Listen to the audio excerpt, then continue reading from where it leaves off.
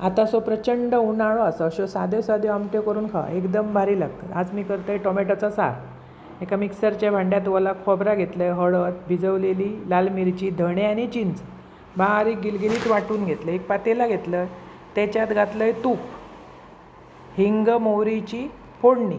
तूप घातला की जिरा घालतात, पण अशा आमटेक तुम्ही ना जरा तूप घातलास की चव अप्रतिम येता. घालून बघ. वरसून घातलंय बारीक चिरून टोमॅटो, तो मस्त परतलं. जरा मीठ घातलं म्हणजे तो मस्त शिजान येतं आणि झाकून शिजवून घ्यायचं.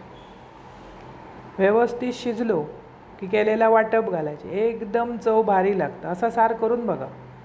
मस्त उकळी येऊ दे म्हणजे फटाफट घास जातात. आंबट, तिखट, गोड आणि ताजी मिरची असल्या कारणाने रंग पण सुंदर इलो.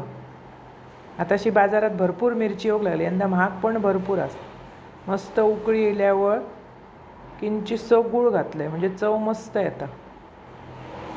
व्यवस्थित ढवळून ना उकळी काढायची. व्यवस्थित उकळी काढलास की टोमॅटो मस्त सगळं आंबट, तिखट, गोड अशी चव येता. वरसून घाला कोथिंबीर.